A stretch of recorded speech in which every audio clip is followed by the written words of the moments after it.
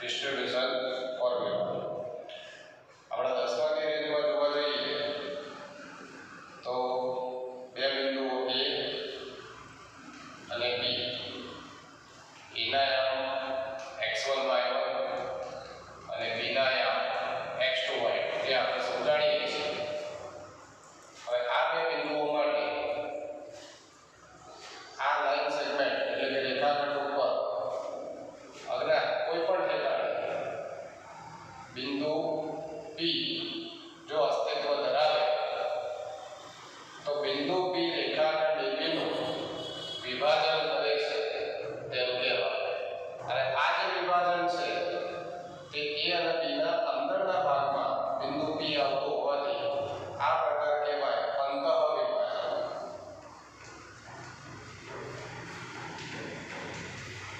આ પ્રકાર કહેવાય અંતઃવિભાજન। હવે આ જે અંતઃવિભાજન કરે છે એનું એક સ્ટેટમેન્ટ ધ્યાનમાં રાખવાનું કે A of x1 y1 B of x2 y2 ને જોડતા રેખાખંડ AB નું P of xy આ બિંદુ P જેને યામ હું આપી દઉં xy એ તરફથી આ A ની સાઈડ તરફથી લેમ્ડા બરાબર એકની જેમ BB જેને ખૂબ પ્રમાણે m જેમ n ગુણોત્તરમાં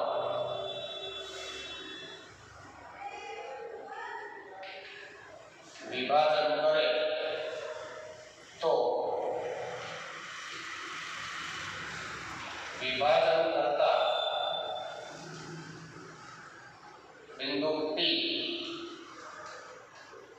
ના યામ આ જે વિભાજન થયું ને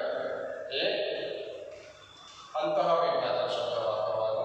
આપણા 10મા સિલેબસમાં અંતઃવિભાજન જ સમાવેશ કરેલો છે। ફરી એક વખત A of x1 y1 B of x2 y2 ને જોડતા રેખાખંડ AB નું A of x1 y1 B of x2 y2 ને જોડતા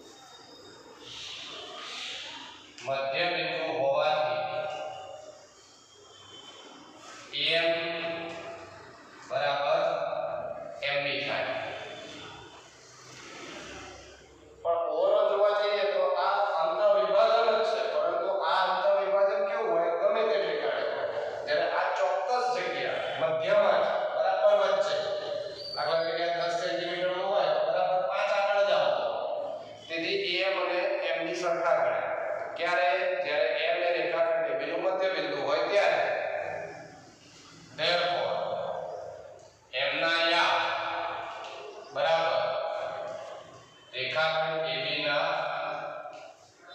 મધ્ય બિંદુના યા મધ્ય બિંદુ કેમ તમારે બીજું કંઈ જ નહીં કરવાનું આ બંને x m નો સરવાળો ભાગ્યા બંને y m નો સરવાળો ભાગ્યા હવે આનું એક લોજિક છે આ સૂત્ર તમને સરળ દેખાય x1 x2 y2 y1 y2 y2 પણ આ કઈ રીતે આવે તો આપણે આ જે ફોર્મ્યુલા મૂકી તેના મુજબ જો વિચારતા હોઈએ તો આ સમજમાં આવે છે એટલે યાદ રાખો એ ટાઇટલ આપું છું બોર્ડ એક્ઝામ માટે મહત્વનું નથી કે ભાઈ m ના યા બરાબર ગુણોત્તર આપણું સૂત્ર મૂકીએ lambda x2 x1 lambda 1 lambda y2 y1 lambda 1 પણ આ લેમ્ડા શું છે am જેમ mb જેમ અહીંયા તમને બતાવ્યું ને ap જેમ pb ap જેમ pb તેમ અહીંયા વિભાજન ગુણોત્તર લેમ્ડા કયો થાય am જેમ mb પરંતુ am અને mb બંને કેવા છે સરખા હોવાથી am mb લખીએ કે પછી am mb જગ્યાએ am મૂકીએ બંને સરખા થાય એટલે 1 બને તેથી આ લેમ્ડાની કિંમત કેટલી થઈ ગઈ 1 આ લેમ્ડાની કિંમત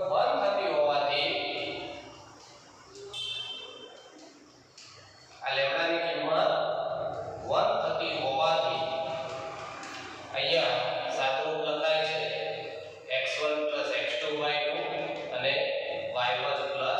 y2 y2 આ સૂત્ર જે આવ્યું તે આના ઉપરથી આવ્યું એકવાર ધ્યાનથી જોઈ લેશો તો વાર્તાઓ કરી લેવામાં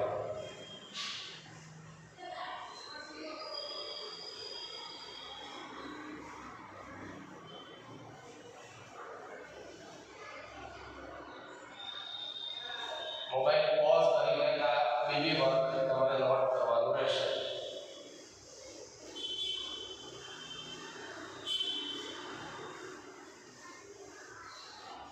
જો આપણી પાસે ત્રણ સૂત્રો થયા આમ જોવા જઈએ એક અંતર સૂત્ર AB બરાબર square root x1 x2 square y1 y2 square બીજી ફોર્મ્યુલા વિભાજન કરતા બિંદુના યામ જે ટૂંકમાં અહીંયા બતાવું છું જેનો ફોર્મ્યુલા મેં આપી lambda x2 x1 lambda 1 lambda y2 y1 lambda 1 જ્યાં લેમ્ડા બરાબર m જેમ લખી દેવાનું અને ત્રીજું મધ્ય બિંદુના યામ મધ્ય બિંદુના યામ x1 x2 by 2 y1 y2 by 2 આ સૂત્રો મિનિમમ 4 વખત લખીને મોઢે કરવા જેથી કરીને એક્ઝામમાં આનો ઉપયોગ કરવાનો આવે તો કામ આ તમારું હોમવર્ક કહેવાય હવે આજે જે આપણે આ બે સૂત્રો શીખ્યા તેના ઉપર આધારિત કેટલાક દાખલાઓ જોઈએ જેમ કે સ્વાધ્યાય 7.2 નો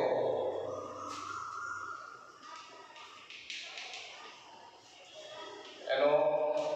પહેલો ક્વેશ્ચન છે પહેલા ક્વેશ્ચનમાં આપ્યું છે બિંદુઓ -1 7 અને 4 3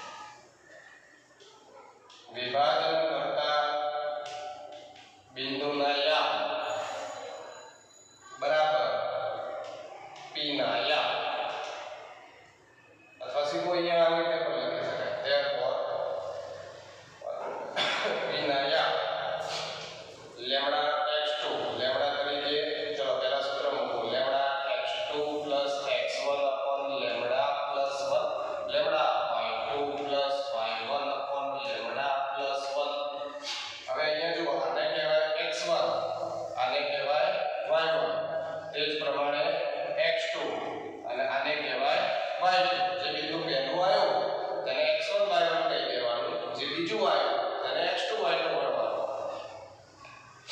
ગુણોત્તર જોઈએ. લેમ્ડા કેટલો છે આપણી પાસે 2/3 એટલે 2/3 x2 x1 upon lambda +1 lambda y2 y1 upon lambda +1. ચલો x2 એમ કયો છે 4, x1 -1, y2 -3, y1 7. હવે સાદું બાકી 4 તો 8 લસા લઈએ તો આવે 3 એટલે અહીંયા થશે 4 તો 8 ઓછા 3. અહીંયા જોઈએ તો 2 + 3 ભાગ્યા 3. તે જ પ્રમાણે અહીંયા 2 તરી 6 -7 -6 7 તરી 21 ભાગ્યા 3 આખાના છેદમાં 2 + 3 ભાગ્યા 3. 8 માંથી 3 ગયા 5 પ્રત્યાઓ 3 ને 2 5 છેદમાં તો 3 છે 21 માંથી 6 કાઢો 15 છેદમાં 3 અહીંયા 5 છેદમાં 3. ચલો ભાઈ આયા આમ ગયા આમ ત્યાં કેટલા 1 3 ગયા 5 તરી 15. એટલે વિભાજન કરતા અહીંયા લખી દેવાનું માટે વિભાજન કરતા બિંદુ ના યા દેખો. ચલો આ રીતનો બીજો ક્વેશ્ચન જો એકવાર જોઈ લો તમે ત્યારે.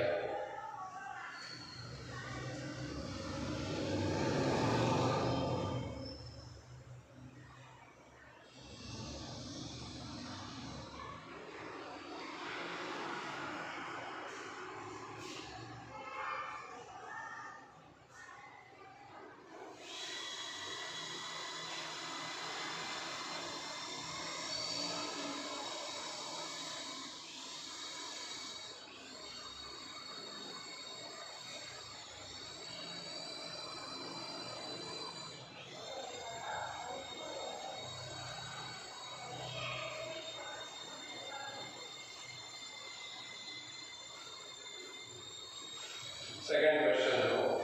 બિંદુ 4 -1 અને -2 -3.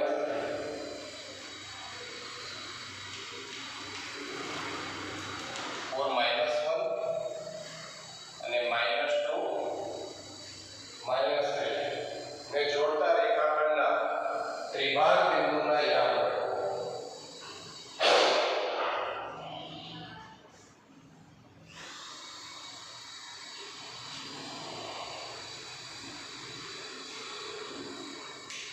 અહીંયા નામ આપી દઈએ A અને B ને જોડતા રેખાખંડ AB ના ત્રિભાગ બિંદુઓ ધારો કે P અને Q છે. આપણે આપણી સમજ માટે અહીંયા એક લાઈન સેગમેન્ટ આપી દઉં A B 4 -1 -2 -3 ત્રિભાગ બિંદુ. ત્રિભાગ એટલે 3 ભાગ. દાખલા તરીકે મેં અહીંયા લીધું ધારણા તરીકે P અને Q છે તો આપણે અત્યારે Q ના દબાઈ દઈએ તો Q ના દબાઈ દઈએ એટલે આપણે એવું સમજવાનું કે 3 બિંદુઓ છે. આ P નથી કે Q ના બનતા નથી તો A P અને B આ 3 બિંદુઓ આવે એટલે કે યાદ આવે તે લખાય કે બિંદુ P એ રેખાખંડ AB નું એક તરફથી લેમ્ડા બરાબર AP જેમ PB ગુણોત્તરમાં અંતઃ વિભાજન કરે છે. બિંદુ P રેખાખંડ AB નું A તરફથી AB જેમ PB ગુણોત્તરમાં અંતઃ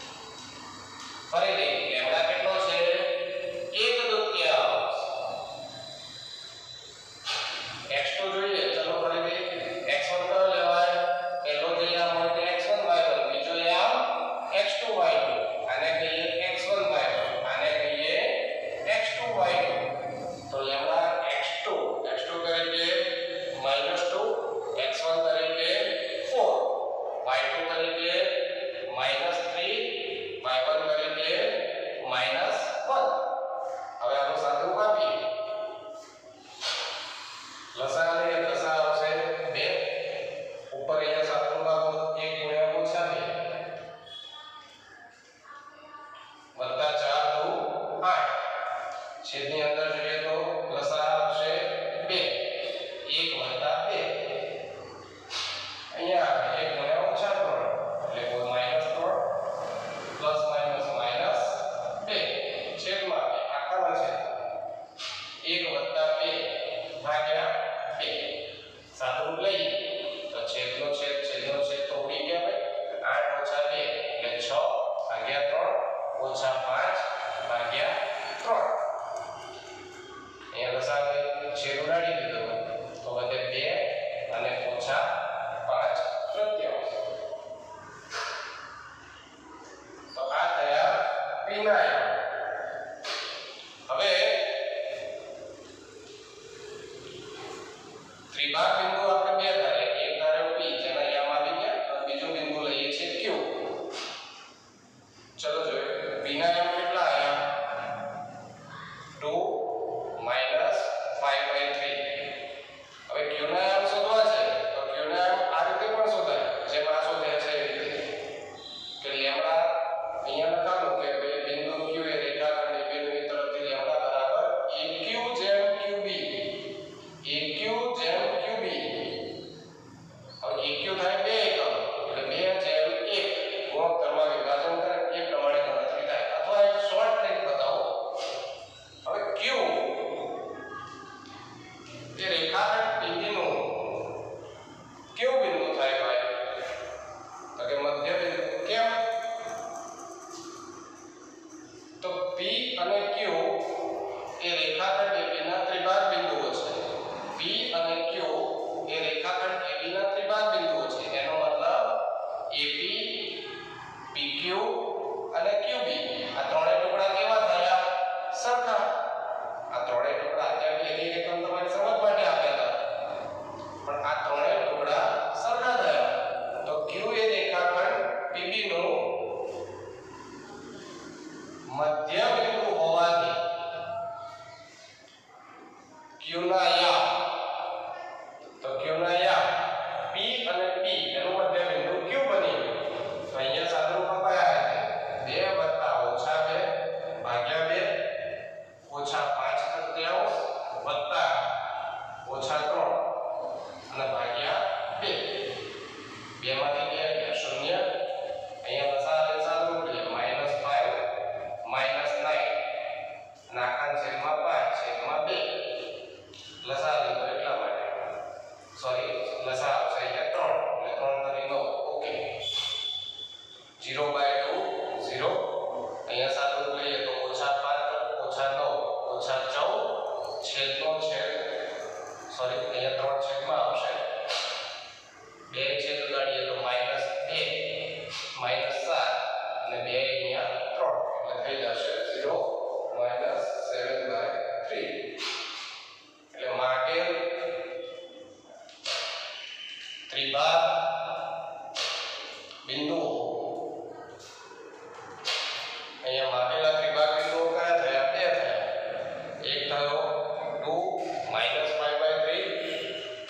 અને બીજો 0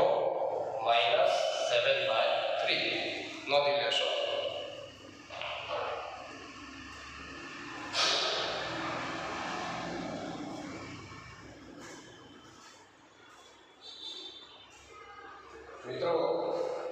મિત્રો